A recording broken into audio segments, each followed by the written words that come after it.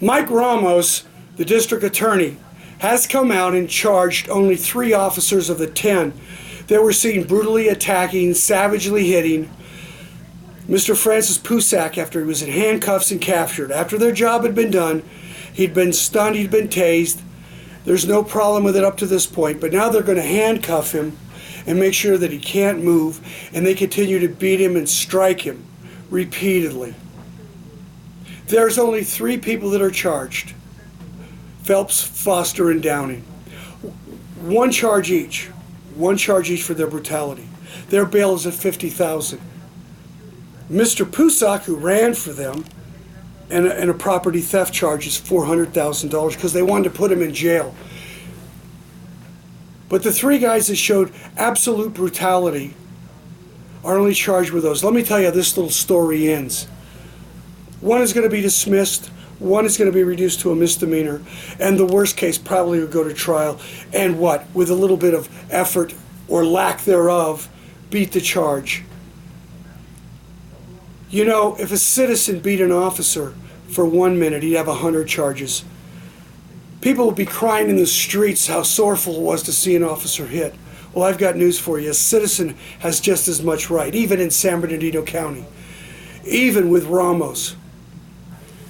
Shiny badge, shiny shoes, Ramos. You know what I'm talking about. Each officer had a duty to protect the citizen, even when the other officers were beating him. If any of those officers had been attacked by a citizen, they'd be going after the death penalty. On the other hand, I must be grateful that 106 countries got to see the San Bernardino awful truth, the brutality of what goes on here. The blacks have been calling for it for years. The Hispanics been talking about it. The gays and lesbian community have been talking about the brutality and the callous disregard of life. An NBC chopper catches it, and just to show you the awful, corrupt nature of San Bernardino County. 3 charges on only 3 of them. Only 3 of them. The others are still out on administrative pay. They're probably going to beat it too. Something's got to be done.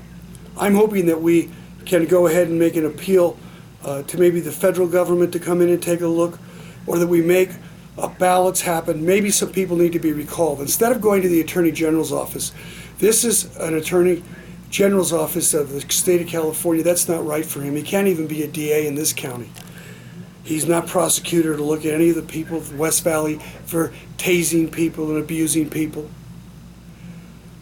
I work with Sharon Bruner, and one of the things we say each and every day is record it, report it. Hopefully to me, at my email at Jim Terrell.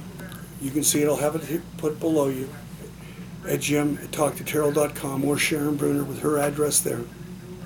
Each day we're out there. We're appalled by what happened. We're appalled that they only had the 3 charges.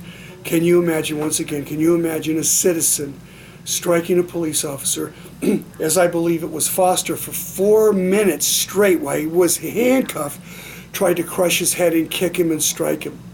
For 4 minutes, only 1 charge. They would put so many charges on him, it would be unbelievable.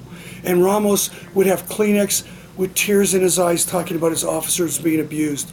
Ramos's program of protecting the cops has created the very monsters that we have in San Bernardino County.